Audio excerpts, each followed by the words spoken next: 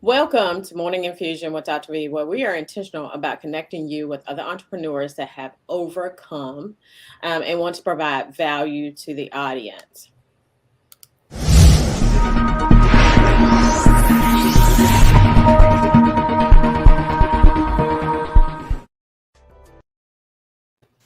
It's Dr. V here, where our coaching program teaches nurses how to work from their computers anywhere around the world, making money and owning their own time. So this morning I have my friend Kenya Gomez. So Kenya, tell us a little bit about you and like what you do, like your business model, things of that nature. Hey, so first of all, I just want to say thank you for having me on your show. I think it's really important that there are multiple platforms that amplify not just the voice of a nurse, but the voice of a nurse that is one of color and a female. There's so many barriers that we have in organizations that prevent us from really shining and doing our best. So I appreciate your opportunity that you're providing to many others like myself out into this profession to be able to just kind of sound the alarm that we're here and we're doing the work and we're not going anywhere. Sweet, sweet, sweet. Thank you, thank you, thank you. So tell us about your business. Okay, so I own a community home care agency that is not limited to in home care support because most people will understand home care to be that of personal care services, but we like to call our services a sort of care concierge where we offer care coordination, care consultation, care management, and care at home. And what that means is that we are an extension to clients and their family members, as well as the community, supporting those individuals that may be in the midst of a transition from an acute care setting, that may have multiple chronic conditions that are unmanaged, or that are just aging and want to age in place at home. Sweet, sweet, sweet. So tell me a little bit about the reason why you started the company because we know, but the general public does not. So go ahead, tell 'em. Sure. So one of the reasons I can say that I probably moved forward on it, I took some time off in the year 2020. Towards the end of the year, I resigned from my position, which and it was a wonderful position, but I found myself wanting to do more and wanting to give back. So I took that time out to volunteer for over probably 12 months. And within that time span, I decided to broaden my LLC. I had already had an LLC. For me, 2020 was the year of the nurse and the year of the woman. I don't know if you're familiar with the 19th Amendment that was moved forward with voter rights for women, and then Florence Nightingale's 200th birth year. So for me, having that LLC and thinking about how can I expand professionally and individually as well as impact my community, I decided to broaden the services and apply for home care licensure within my state.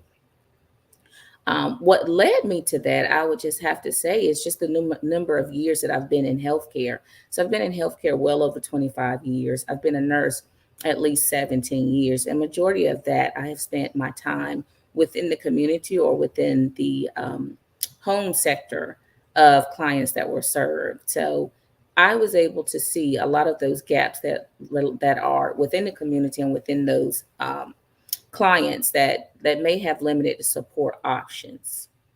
So when you say gap, give us an example of a gap. Sure. So one of the things we recognize is that a lot of the underserved communities are resource rich, but the resources are inaccessible, meaning that they don't have the ability to utilize everything that's available. So one of the things that we decided to do was within our agency is come directly to the community versus scheduling appointments and having them go to these appointments and not understand the material that was provided to them or not understand how the medications were prescribed, how they should take it.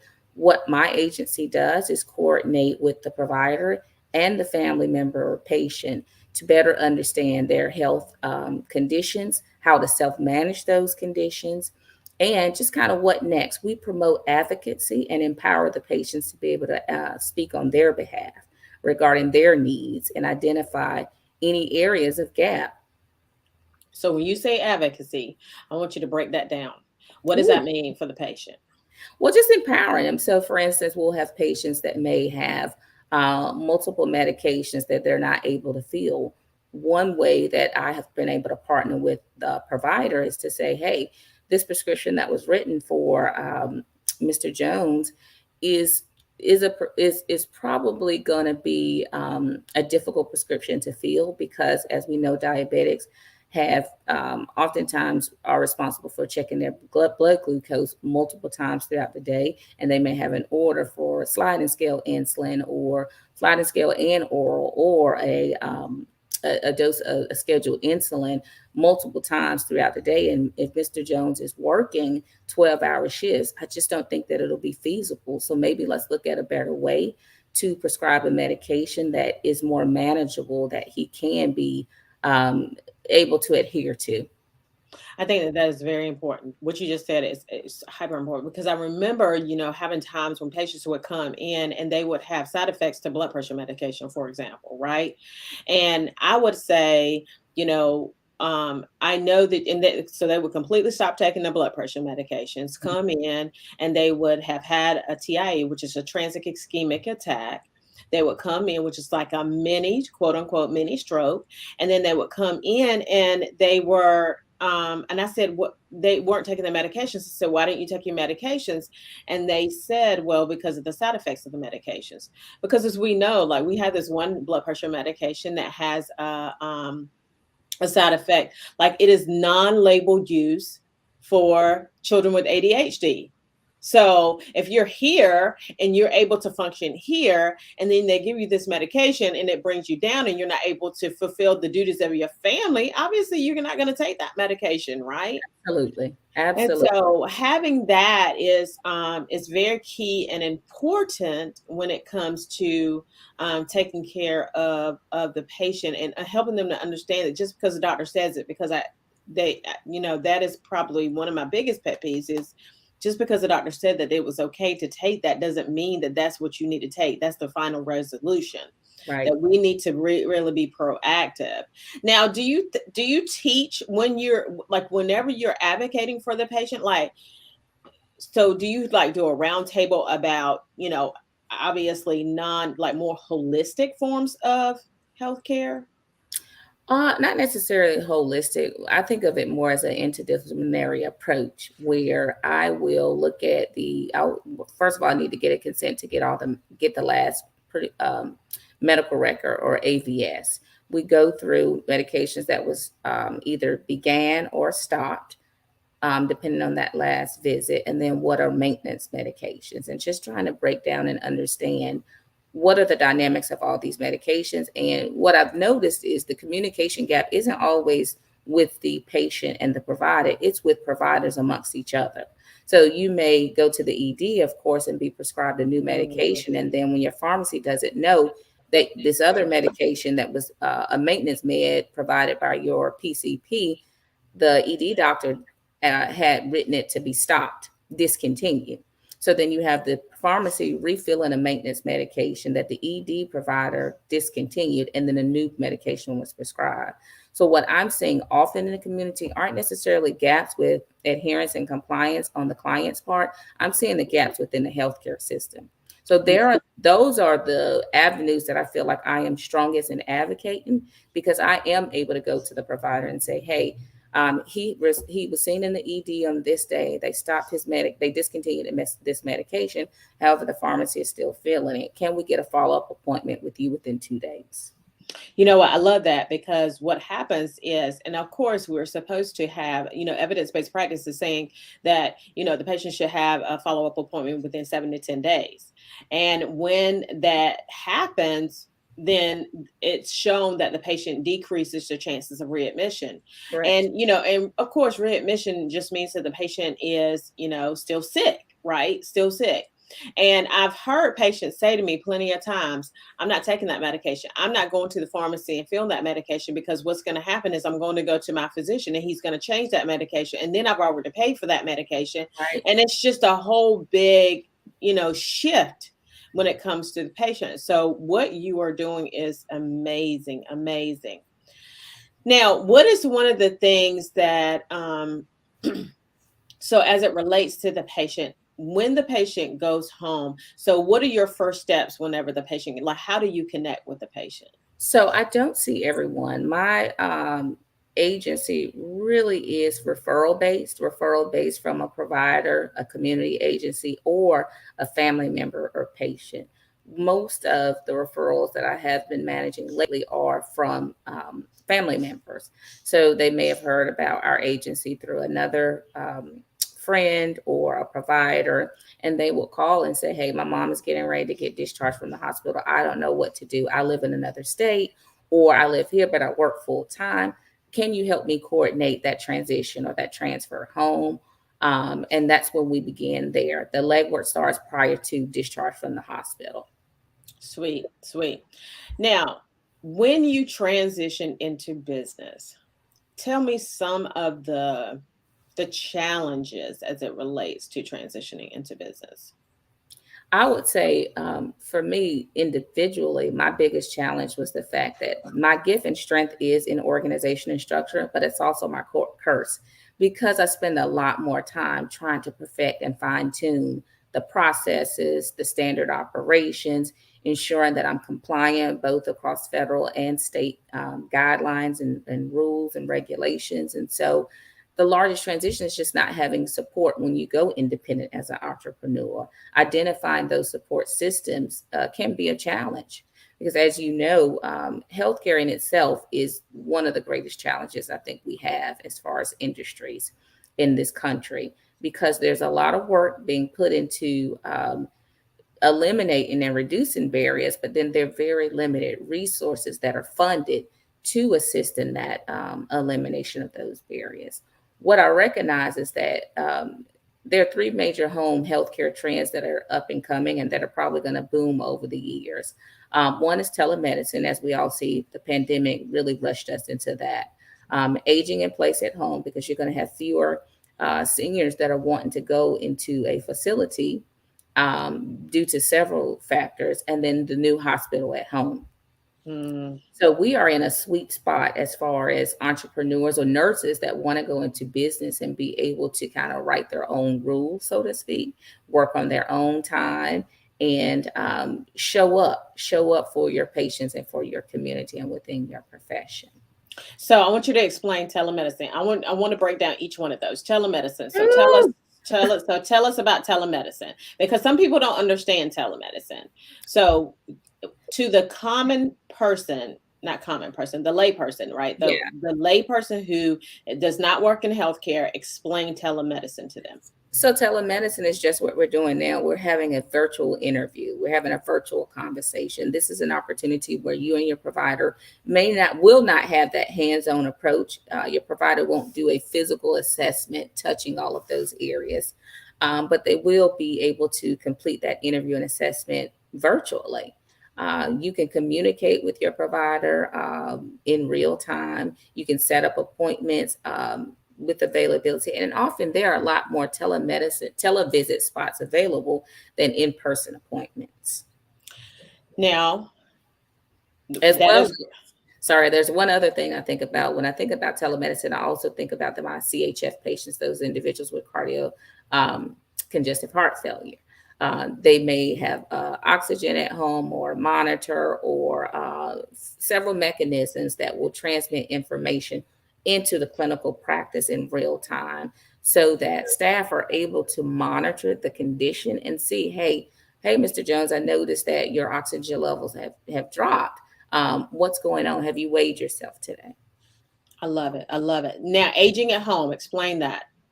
So, aging at home is where seniors are able to remain independent in their own environment versus placement in a type of facility. What I think the pandemic taught us is that that separation isn't good for anyone. Separation and isolation um, only progresses your condition and disease versus stabilizing it. So, aging in place is offering that opportunity for seniors and those that would otherwise need some form of assistance to live at home and have assistance come into the home. And I think that that's very key and very important because, someone said to me one time, they said, well, they would not allow a baby to be without their mother, but we're allowing all the time mothers to be without their children or without their family members, and that's crazy. So now the third, hospital at home, because I think that is the most interesting, because that's the up and coming thing right there. Oh, So go ahead. that is an absolute big one. So where patients would typically be in an observation unit or have to stay in the hospital for 24 to 48 hours, a lot of those mechanisms, they're moving directly into the home space. So patients will be able to get IV antibiotics, be able to get placements, be able to have some of the typical admission procedures and stays in your home. Sweet, sweet. And what they do is they monitor you, like you have like the heart monitors and the whole nine, and they're Mhm. checking on you just daily. I mean, like all times of the day. And what I've learned, because I want to, is it Novant? Not Novant. What's Atrium? Atrium Health has a home, what is Hospital. it? Hospital Hospital. at home. Mhm. Yeah, and model. And it is pretty interesting to me. I think it's just the sweetest thing. So yeah, I love that. But that is under the auspices of the hospital. Right. Do you think that that could be a sustainable model with the home healthcare agency? Like someone else could start that? Absolutely. Oh, as a partnership, not necessarily owning that process, but definitely as a partnership. So, Consulting. I love it. Okay. yeah, well, when clients are discharged from the hospital, if they have home health, there's already that home health care partnership there. And some home care agency in the state of North Carolina can provide collaborative services with home health care industries, um, depending on their funding source. So, for instance, Medicare will only pay for short term personal care services or in home aid as long as they're receiving skilled nursing services simultaneously. Home care in general, which is that in home support services that we offer, which assists with those daily tasks, those self medications, monitoring and administration. That is reimbursable by Medicaid, but it's also reimbursable by several long term care insurance and private pay. And I think it's important for us to be able to do that, because when we think about the fact that there's such a burden on the healthcare system right now, I mean, having the patient be at home in their own environment and heal in their own environment, I mean, to me, that's genius, in Well, my I think opinion. it's a good idea. A lot of people may not share this opinion, but having value-based care, it starts with accountability, not just on the organization, but also on the clients. Like we're being measured by the outcomes of the care that we're providing to our community and residents and clients. And so, because reimbursement is tied now to that value-based care, everyone is looking at how can I improve the care that we're providing so that these clients have a better outcome, so that they're not readmitted, so that they have a reduced length of stay. And how do we empower them? Now is the opportunity if nurses are interested in opening a business or becoming an entrepreneur, looking at how you can utilize your experiences and skills that you've gained over the years and translate that into a private practice, so to speak. Yes, that is amazing, amazing. Now, what is one of the things that you felt that you needed during the time that you went into business for yourself? What do you think that you were missing when you went into business and that you didn't think that you would need? So I knew I needed an assistant to kind of help me manage some of the day-to-day operations that are, required, such as HR processes, payroll, finance, assisting in interviews, file maintenance, just an in office support. And what I didn't anticipate is how difficult that would be to fill. So the original individual that I had talked about going into business with to assist had to abruptly leave. So she wasn't able to assist me. So I ended up doing it all independently without any support. But, as the organization grew, I had to turn down referrals. I had to start decreasing the volume of referrals I could take because I didn't have enough staff. So I think if I would have been able to think through this process a little better, I would have probably gone into this with a partner. Mhm. I really would have. And I'm one of those individuals that like to work independently, and it's pretty autonomous, but the support is necessary. It's Yeah. absolutely necessary.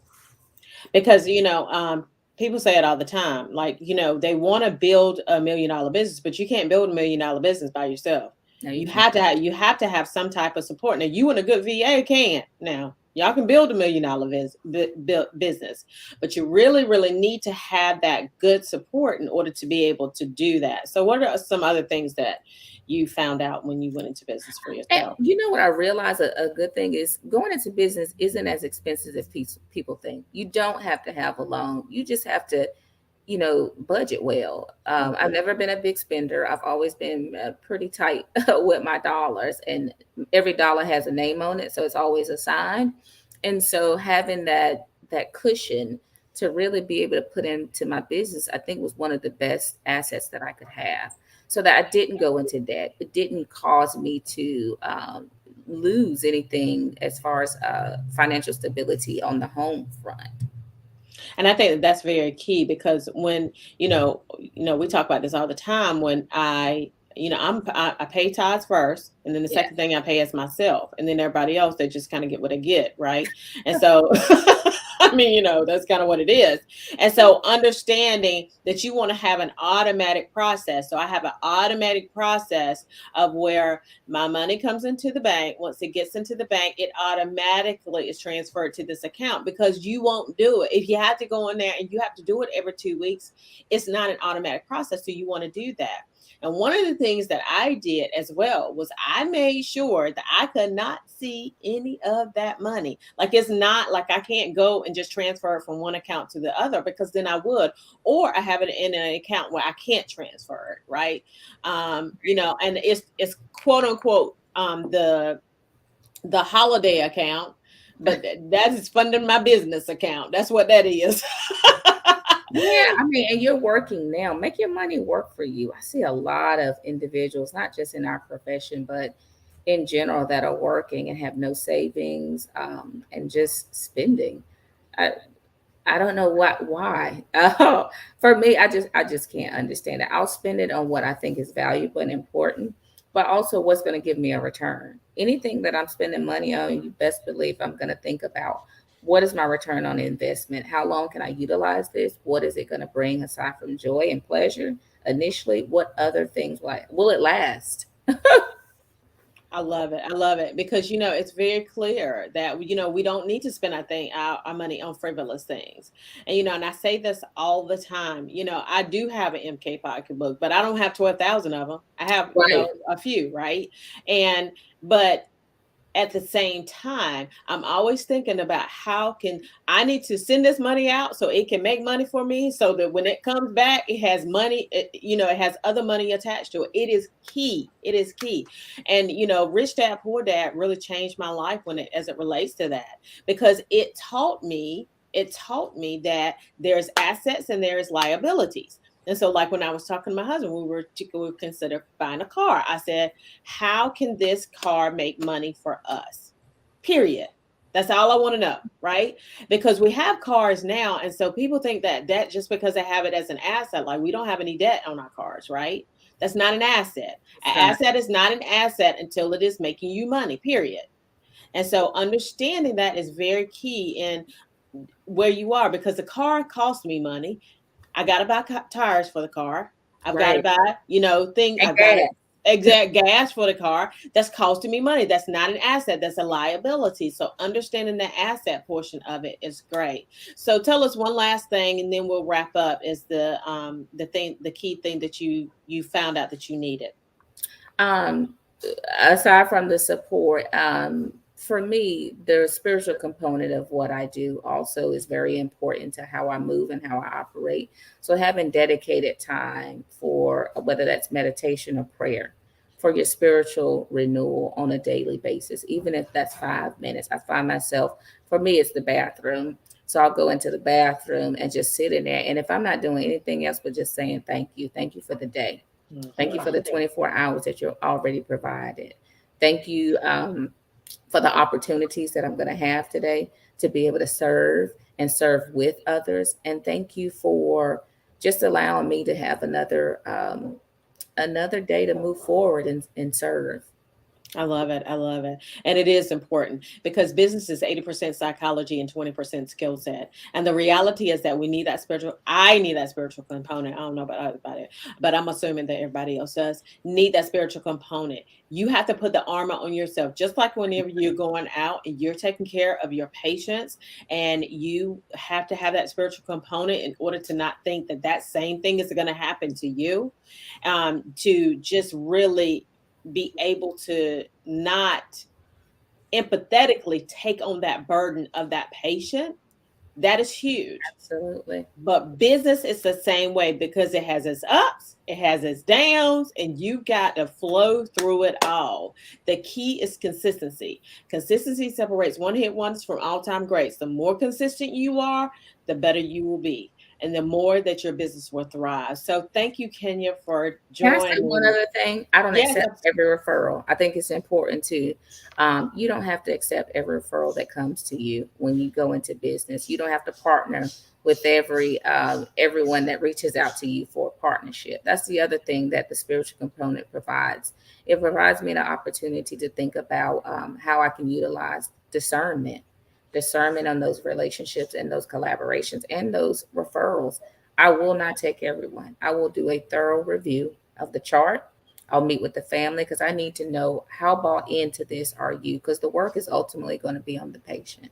It's also going to be on my ability to communicate with the providers and for you to be able to take the torch when I'm done. So business owners need to know you're not meant to serve everybody and you're not meant to collaborate and work with everyone. I love that. I love that because every client is not a good client. All money is not good Right. money. Period. It's Point not. blank. If It's it's not. gonna pay your I nurse, will turn some dollars and I was like, no, no, nah, nah. I'm You good. asked me that too. No, I can't do it. I don't have a problem saying that. So thank you for showing up this morning, Kenya. Thank You are you. absolutely phenomenal. So I do want to let everyone know we do have the Nurse Recharge Summit. It's coming up April 23rd, 2022. It's going to be all virtual. It's going to be amazing. And we're going to talk about nurses recharging, but not just nurses recharging, but as well as nurses recharging and having the options of going into business for yourself, because the way that healthcare has worked in the past is just not working any longer. It's It had, and so we need to figure out a way in order to help nurses get past that. So I do have a link in the copy. So go to the copy and sign up for that Nurse Recharge Summit. We do have early bird pricing right now up until February 28th. So I encourage you to go ahead and sign up. I'd also ask that you like and share this podcast, and you guys have a phenomenal rest of your day.